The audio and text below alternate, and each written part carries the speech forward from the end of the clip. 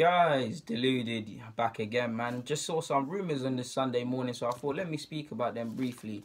The first one, allegedly Pavard, a young centre half I've spoke about, he wants to leave Stuttgart and play at a higher level. So hopefully he's gone to the World Cup with France. Hopefully we're involved in them talks. He has said he wants to play Champions League football. We're not in the Champions League, so we need to forget about that in that case then. But if I'm someone like Liverpool, based on that statement, I'd be getting involved as well, because he's a good centre-half. He can play centre-half, he can play right-back.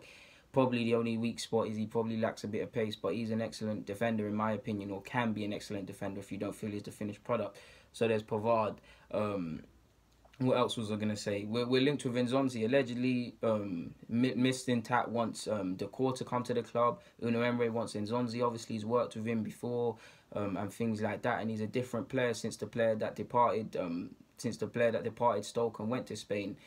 He's someone that's got excellent technical qualities. For years, he's had to wait to get into the France squad. He's finally got in there and going to a World Cup. 29 years of age. If he wants to play at a higher level at a more competitive club, and I say that lightly because I do think we're a better, bigger club and more competitive club generally than Seville, but they've won 3 Europa Leagues in a row and they're in the Champions League, so how do you quantify these things? And you've got to give them credit. If we could sign him, it'd be amazing. He's 29, so it's now or never. Now, people look at it and say he's old and Arsenal act funny over ages, but what? 29, 30, 31, 32, that's 4 decent years. That's 3 to 4 top years. And he is that guy we need. He's not. He can be the defensive mid, but his natural game necessarily isn't that. He's more a box-to-box ball-winning midfielder, someone that can float around. And because of his physique and his presence and things, wrongly, people forget about his technical qualities. He's not half bad with a ball at his feet and passing and things like that. So if Unai Emery has allegedly converted the board into wanting to go for Nzonzi, I'm all for it. Now it's the World Cup, and if he does feature, I don't believe he'll start in France's best 11 or whatever necessarily, but Rabiot's not there, so anything could happen. If he starts and he has a good performance, matters will be complicated. So you'd like to think we'd move before, but any move officially would have to be done after, because I'm sure he would just want to focus on the World Cup, not focus on his playing career elsewhere. So yeah, man. There's Nzonzi. Shout out to Wenger, man. He was on his holidays in Turkey, and now we're seeing him I saw him on a boat in Cambridge and things like that. And he's actually given an interview on I think it was French TV or something. Don't quote me. In the next few days or next few weeks, we'll find out exactly what he wants to do. So I'm keen to see that. Off topic, Reece Nelson, Maitland-Niles, and Jeffrey Adley contracts are running out very soon. I'd like to see them given new deals. And probably the main reason for me making this vid, Jack Wilshere allegedly could be joining Crystal Palace. His contract's running out. I mean, there's an offer on the table allegedly, so we don't know in that regards. He's played a bit coy. He's removed Arsenal out of his Twitter handle or his Twitter bio, whatever you want to call it. He gave that Buki message on Instagram where he was talking about the new chapter of his life and these things.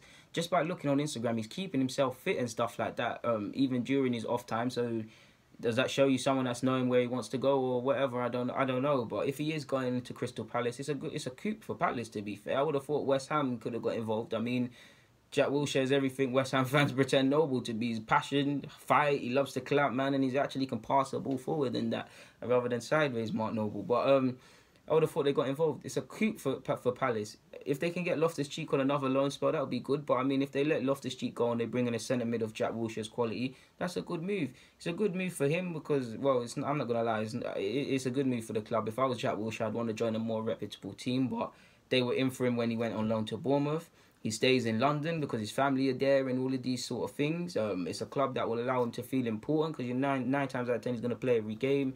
It's a clean break from Arsenal. As much as I love Jack Wilshere, if we're honest, a part of me feels, or a part of you lot recognise, Arsenal and Wilshere kind of need a clean break. It's not going to be this golden boy here for years captain thing. It doesn't look like so, as much as I want it to happen. I want Jack to stay. I actually believe he had a decent season, and considering they said he needed to stay fit and all of this, he did do that for the large part and played to a decent level. So yeah, obviously he didn't get in the World Cup squad as well, so this might bring the fire in his belly. What, in 2 years time, he's 26, 27, he'll be 29 for the next Euros. And he probably has 1 World Cup left in him, so it's time to make a claim for himself. It's time for him to somewhat get his head down somewhere, make a name for himself again and stuff like that. Because as much as I like him, these are the things that are happening. I hope it's not the case of him joining Palace, but credit to Palace if they have got that. if it is to be said, then the club will go on and it frees up a midfield space, hopefully to bring in that presence in midfield that we need. If we're letting Wilshere go, Ramsey needs to sign this new deal. We need to sell him as well, and then we move on as a football club, man. If he is going to join Palace, I love Jack Wilshere, and Jack Wilshere, having seen him come through the academy, it's with a heavy heart. I don't want him to leave, but when I look at it as non-biased as possible, then there is a case for him to keep it moving and for Arsenal to make him keep it moving. If there is a contract offer, and if it is the one I've read, it is fair for Jack Wilshere, and they did get rid of a couple of playing incentives, then he should sign that. Granted, every week there's a new report. 1 minute he's going, then he's staying, then he's going, then he's gonna sign a new deal this week, like John Cross said, you fraud.